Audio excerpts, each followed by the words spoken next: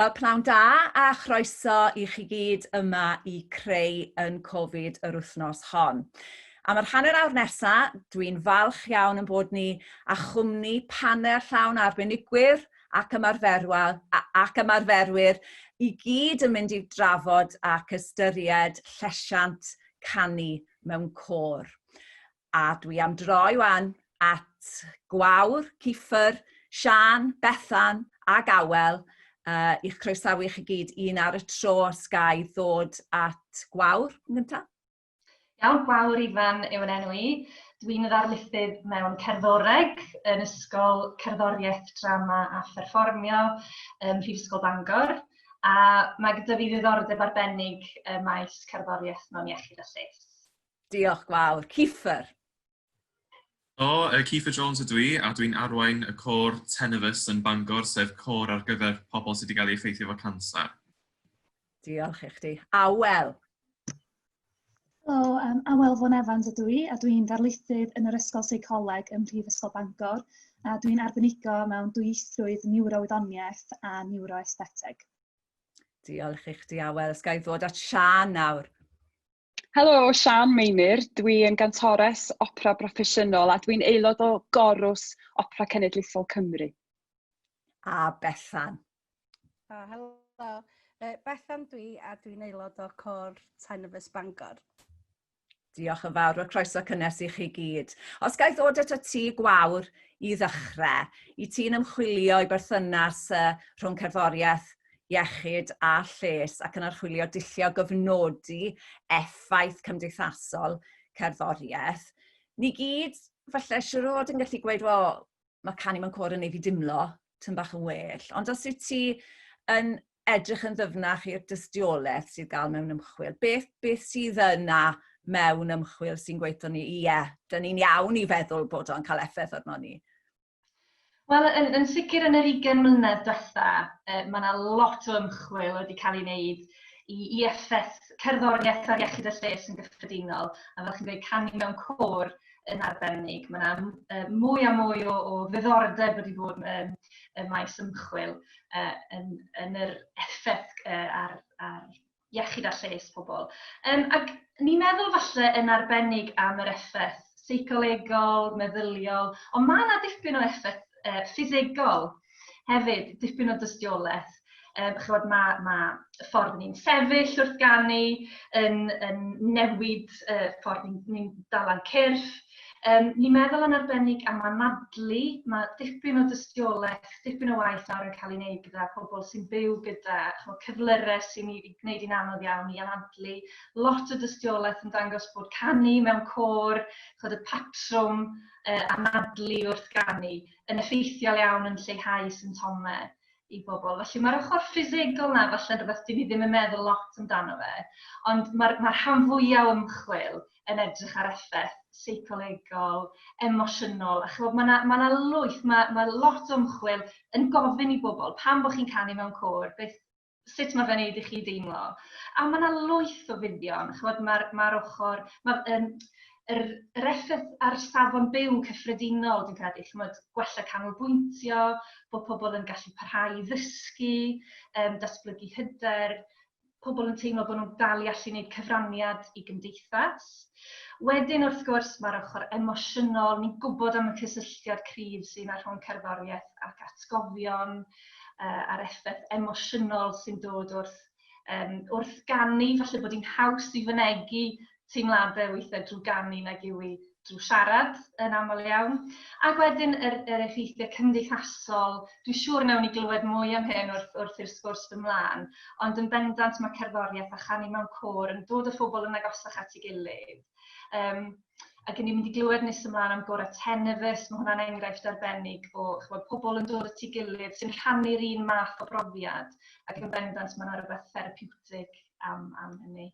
Diolch i chdi, Gwawr. Yn sicr yn codi nifer o'r pwyntiau fyddwn ni'n cyffwrdd ynyn nhw yn y fan. Os gai droi at Awel, fel seicolegydd, mae dy ddiddordeb di mewn canfyddiad a gwerthfawrogiad o gerddoriaeth a barddoniaeth.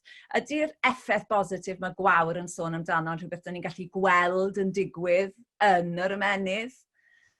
Cwestiwn gwych. Ga i ddechrau i ddweud, Mae'r maes o edrych ar y niwrowyddoniaeth sy'n ôl i gerddoriaeth yn faes ifanc iawn, felly ychydig iawn o astudiaethau sydd wedi edrych ar hyn. Mae'r mwyafrif ohonyn nhw yn edrych i weld os ydy'r cynnydd yma mewn lles a gwelliant yma, os oes yna gydberthyniad rhwng hwnna a rhai o'r atebion sydd yn yr ymennydd, pethau fel oxytocin neu cortisol ac yn y blaen. A mae yna rai astudiaethau sydd yn awgrymu fod yna gyswllt rhwng y pethau yna, ond yn ei fawandod ydy o, felly does yna ddim llawer iawn o astudiaethau. Mae yna un astudiaeth hefyd sydd wedi edrych ar ymatebion yr ymennydd, a dyn ni'n gwybod yn gyffredinol, neu mae yna awgrymiadau, fod pobl sydd hefo anhwylderau tymor neu sydd efo iselder, bod ymatebion yr ymennydd ychydig yn wahanol i bobl sydd ddim. A be mae'r astudiaethau'n dangos ydy fod y gwahaniaethau yna'n lot mwy amlwg cyn i bobl canu mewn côr ac ar ôl iddyn nhw. Felly mae fel bod canu mewn côr yn cael effaith positif ac yn lleihau y gwahaniaeth yna sydd yn wych i weld. Wel, mae hwnna'n destun sgwrs yn ei hunan yn dydy. Dwi am droi at Ciffer sydd yn ganwr ac yn arweinydd côr, wedi bod yn arwain côr Tenefus. A mae yna 15 o gorau, neu 16 o gorau Tenefus yng Nghymru yn ôl beth dwi'n ddall, rwyt ti'n arwain côr Bangor. Sut wyt ti'n gweld arwain côr fel Tenefus yn effeithio ar iechyd a lles? Chdithau fel arweinydd yn un, ond hefyd yr hyn wyt ti'n weld ac yn brofi o dy gwmpas yn rhan o'r côr hwnnw. Wel, dwi'n teimlo'n hynod o falch i fod yn rhan o'r tîm gwych yma, ac rhywbeth sydd yn rhoi lot o hyder i fi ydy, da ni hefo'r gwyddoniaeth tu ôl i beth da ni'n gwneud i brofi bod yna cysylltiad stigmatol a gwyddonol tu ôl i'r canu. Ond o ran beth dwi'n gweld pobl yn dod trwy'r drws yn yr ymarfer gyntaf, pobl isel, pobl mae byd nhw wedi troi ac mewn dris ofnadwy. Ac mewn mis o ddod i'r ymarferion, mae yna rhyw fflam bach o egni tu ôl i llygaid nhw. Ar ôl 6 mis, maen nhw'n person gwahanol. Maen nhw'n jyst i newid. Hyder. Gyda nhw grŵp mawr o ffrindiau, maen nhw'n gwenu, maen nhw'n chwerthin. A di hynna ddim jyst yn rhyw 1 neu 2 person. Dwi wedi weld hynna'n digwydd yn nifer o weithiau. Gai droi at y ti Bethan, wyt ti'n aelod o gôr Tenefus y Mangor. Sut mae'r siwrne wedi bod i ti fel aelod o'r côr? Nes i gychwyn yn y côr 6 mlynedd yn ôl pan nath y côr cychwyn yn Bangor efo Ciffer bod yr arweinydd ar y pryd. A ges i canser croen ar 'y nhwyn. A wedyn mae gennym fi scars yna. A wedyn o'n i'n teimlo'n neis isel ac yn teimlo fel bod pawb yn gwybod bod y scars yna. A dwi'n wedi sbio nôl ar ôl ymuno efo'r côr, un o'r pethau gorau ar wahân i gael yn meibion sydd wedi digwydd i mywyd i. Dwi'n mynd yn o siau ac da ni gyd yn dim mynadd mynd. Ac ar ôl awr y canu, da ni jyst llawn hyder ac yn teimlo'n gwych ac yn hapus. Ac dim jyst teimlo mor gwych ar diwedd a da chi'n barod am yr wthnos o'ch blaen. Mae jyst, da ni'n teulu, da ni gyd yn dall pam bod ni yna, ac os oes rhywun eisiau siarad, mi na nhw, da ni'n mynd coli pam na'n byd, a mi ddaw pobl yn ei amser a na nhw trafod beth sydd wedi digwydd iddyn nhw, ella bod o'n rhywun o'r teulu neu ffrind agos, a bod nhw wedi bod yn gofalu amdanyn nhw, neu bod o'n rhywbeth personol. A da ni jyst gyd yn cefn i'n gilydd. Diolch.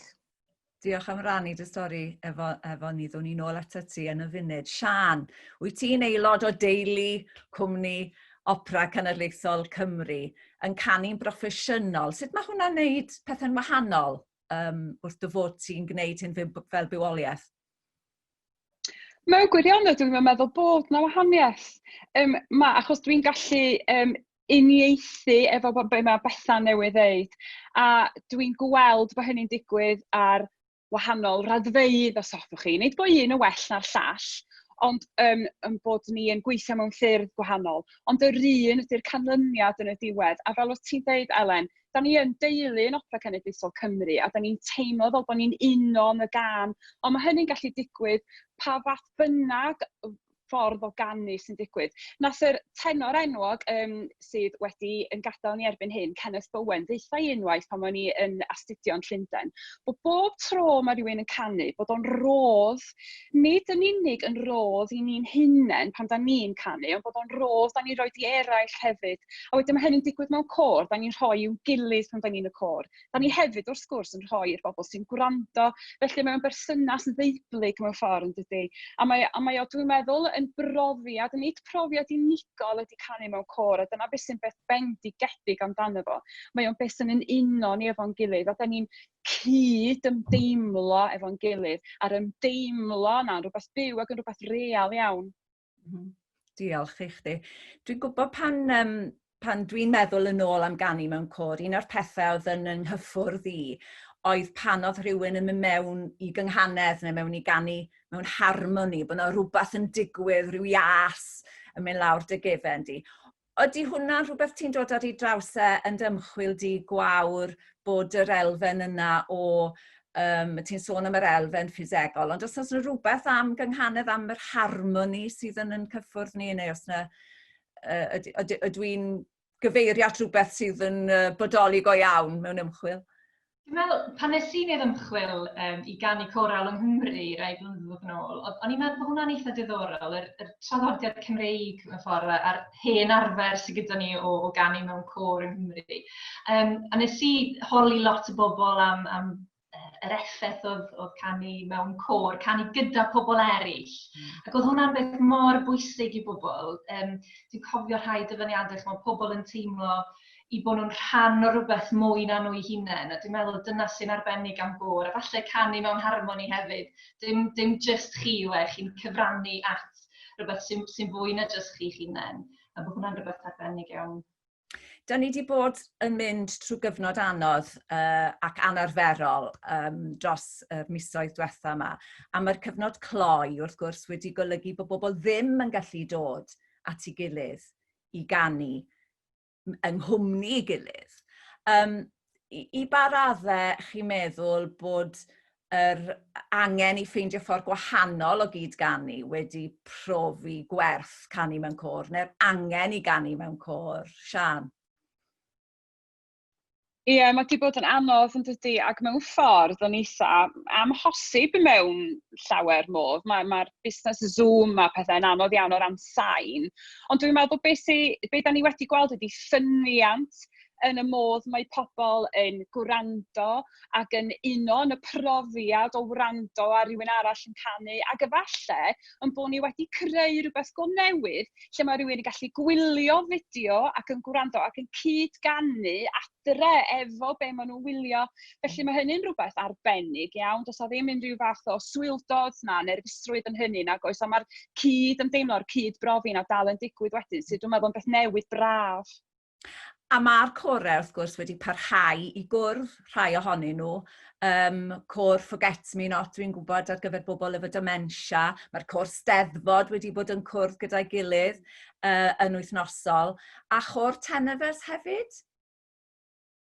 So wedi bod yn rhedeg ymarferion dros Zoom. Ac mae'n anodd.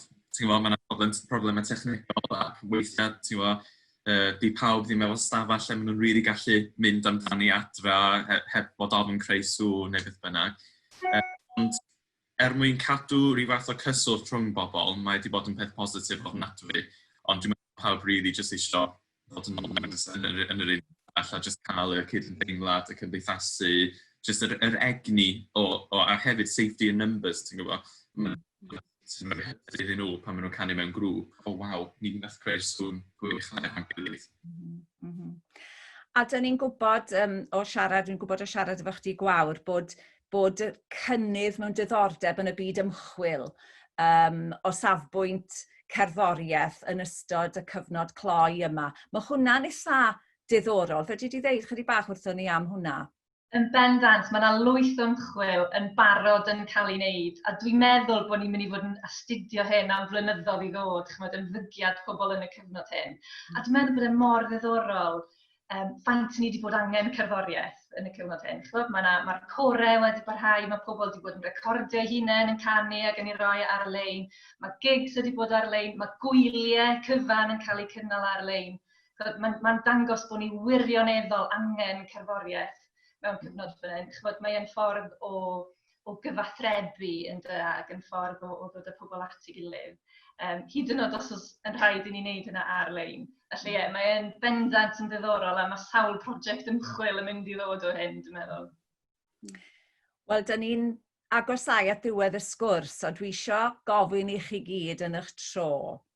Petai chi nawr yn mynd i ynys Byllenig hefo cor yr Eisteddfod gyda chi'n gwmni ac yn glanio ar yr ynys honno, pa gân fyddech chi'n dewis canu gyda'r cor fydde'n rhoi balm i'ch ened chi? Ga i ddechrau gyda Sian. Wel, dwi'n meddwl bod y newis sy'n eitha hawdd i dy gwir, y tangnefeddwyr gan Eric Jones a geiriau Waldo. Nath Awel sôn ar y dechrau, dwi'n meddwl, yn dod am y geiriau'r barddoniaeth hefyd. A dwi'n meddwl bod y cyfuniad yna, a mae cerddoriaeth Eric Jones mor wych.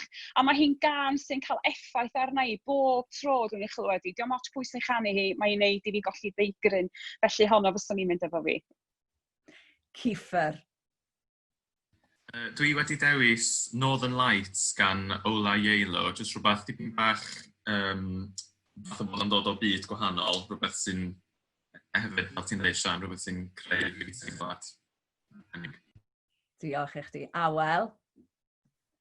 Diolch yn fawr. Wel, o'n i fel Sian wedi dewis tangnefeddwyr, o gynnau gan wrth gefn rhag ofn fod hynny'n digwydd.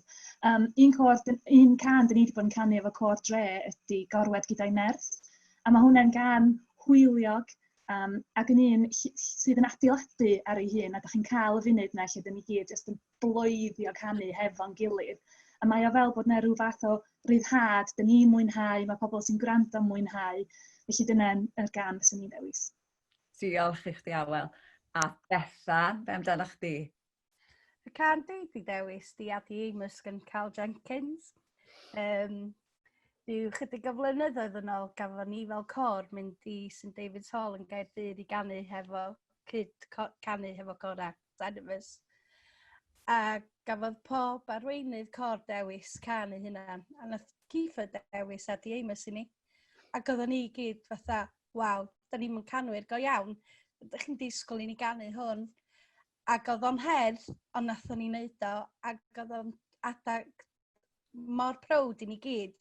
Bod ni wedi gallu dysgu y can yma, a pan da ni yn canu fo, pan da ni'n gwneud gigs a felly, mae'r pobl sydd yn gwrando, maen jyst yn teimlo gwych, a da ni gyd yn dod at yn gilydd ar seiniau a felly, a dyna beth sy'n ni wedi dewis. Yeah. Diolch i chdi, Bethan. A Gwawr.